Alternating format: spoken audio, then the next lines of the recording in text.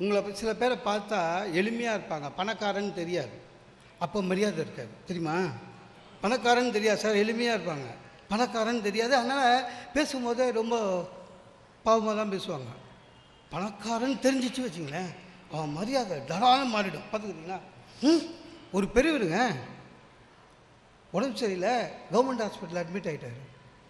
இங்கே தான் நர்ஸு பார்த்தது, வயசானவர் பார்த்தா ரொம்ப எளிமையாக இருந்தார், சரியாக கவனிக்கலை. திடீர்னு நர்ஸ் அந்த ரூமுக்கு ஓடும்போது அவர் பசங்க பொண்டாட்டிலாம் இருக்கு. அவர் சொல்கிறாரு, ஒரு பையனை பார்த்து, சமயபுரத்தில் இருக்கிற 10 வீடு நீ எடுத்துக்கோ அப்படின்ட்டார்.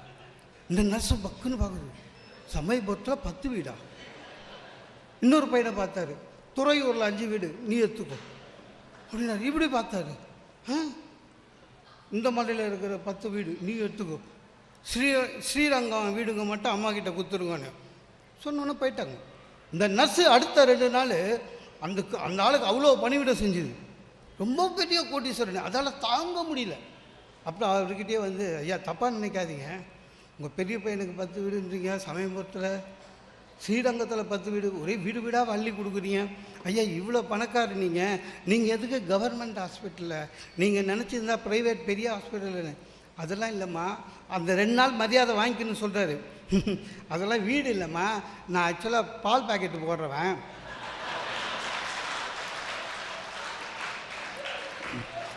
இந்த வீட்டிலலாம் நான் தான் இவ்வளோ நாள் போட்டிருந்தேன், இனிமேல் பசங்களுக்கு கொடுத்துட்டேன், என்னால் சைக்கிள் ஓட்டின்னு போக முடியாதுன்ட்டு. உடனே மரியாதை குறைஞ்சிச்சு.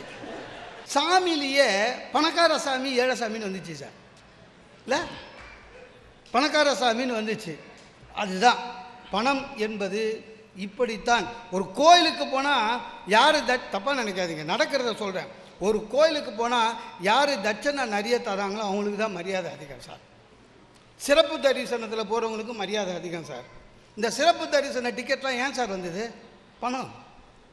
எல்லாரும் போய் ஒன்றா சாமி கும்பிட்டு இருந்தோம் ஒரு காலத்தில், நான் சொல்கிறது ஒரு 50 வருஷம் முன்னாடி. அப்போல்லாம் சிறப்பு கட்டணமே இல்லை. ஒருத்த மட்டும் என்ன பண்ணிட்டான், ஆரம்பித்து வைத்தான். எப்படி? அவனுக்கு சீக்கிரம் வீட்டுக்கு போகணும். ஐயர் வரும்போது டக்குன்னு 100 ரூபா எடுத்து எப்படின்னா, ஐயர் பார்த்தார், வாங்கோ. அடுத்தது அவர் எதிர்பார்ப்பு ஜாஸ்தியாக இருந்துச்சு. அப்புறம் 10 20 யார் இருந்தாலும் வாங்கோன்னாரு. கவர்மெண்ட் பார்த்தது, இவர் வாங்கன்றாரு, எல்லாம் வாங்கோ அப்படின்ட்டு சிறப்பு கட்டணம்னு வச்சிச்சு.